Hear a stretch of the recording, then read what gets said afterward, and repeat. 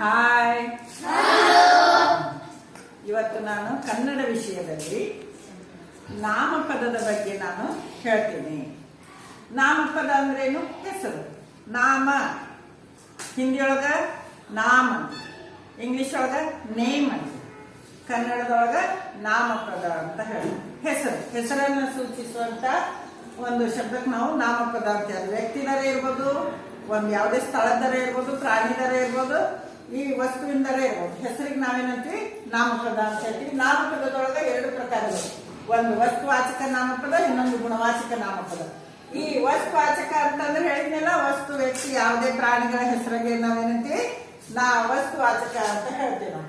ಇದರಲ್ಲಿ ವಸ್ತುವಾಚಕದಲ್ಲಿ ಏನಂದ್ರ 3 ಪ್ರಕಾರಗಳು. ವಸ್ತುವಾಚಕದಲ್ಲಿ 3 ಪ್ರಕಾರಗಳು. ಅದರೊಳಗ ರೂಢನಾಮ, ಅಂಕಿತ ನಾಮ, ಅನ್ವರ್ಥಕ ನಾಮ. ರೂಢನಾಮ ಅಂದ್ರ ರೂಢಿಯಿಂದ ಬಂದದ್ದು. ನಾವು ಒಂದ್ ಯಾವುದೇ ಗುಡ್ಡ ಇರ್ತೀವಿ, ಹತ್ತಿ ಗುಡ್ಡ ಅಂತೀವಿ, ಶಾಲೆ ಅಂತೀವಿ, ಆಮೇಲೆ ಮನೆ ಅಂತೀವಿ, ನಾಯಿ ಅಂತೀವಿ. ಇವೆಲ್ಲ ರೂಢಿಯಿಂದ ಕರ್ಕೊಂಡು ಬಂದ್ಬಿಟ್ಟಿರ್ತಾರ, ಅವ್ರಿಗೆ ನಾವೇನಂತೀವಿ? ರೂಢನಾಮ ಅಂತ ಹೇಳ್ತೀವಿ. ಇದೇ ರೂಢನಾಮಕ್ಕೊಂದು ಪರ್ಟಿಕ್ಯುಲರ್ ಆಗಿ ಹೆಸರು ಇರುತ್ತೆ. ಶಾಲೆ ಅಂತೀವಿ, ಯಾವ ಶಾಲೆ? ಖಗಂ ಶಾಲೆ. ಇದೇನು? ಅಂಕಿತ ನಾಮ. ಈಗ ಒಂದು ನಾಯಿ, ಇದು ರೂಢನಾಮ. ಆ ನಾಯಿಗೆನ ನೀವೇನಂತೀರಿ? ಬಾಬು, ರಾಜ ಅಂತೇನೋ ಒಂದು ಹೆಸರು ಇರ್ತೀರಿ. ಅವಾಗ ಏನಾಗ್ಬಿಡ್ತದ? ಅಂಕಿತ ನಾಮ ಅಂತ ಹೇಳಿ ಆಗುತ್ತೆ.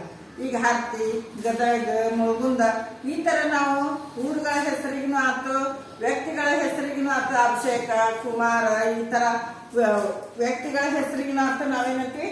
ಅಂಕಿತ ನಾಮ ಅಂತ. ಇನ್ನು ಅನ್ವರ್ಥಕ ನಾಮ ಅಂತಂದ್ರ ನಾವು ಮಾಡುವ ವೃತ್ತಿಗೆ, ನಮ್ಮ ಹೆಸರಿನ ಬದಲಾಗಿ ನಾವು ಮಾಡುವಂತ ಕೆಲಸಕ್ಕೆ ಏನ್ ಮಾಡ್ತೀವಿ? ನಾವು ಅದಕ್ಕೆ ತಕ್ಕಂಗ ಕೆಲವೊಂದು ಹೆಸರನ್ನ ಕರಿತೀವಿ. ಈಗ ಅಂಗಡಿಗೆ ಹೋಗಿರ್ತೀವಿ, ಅಲ್ಲಿ ಗಿರಾಕಿ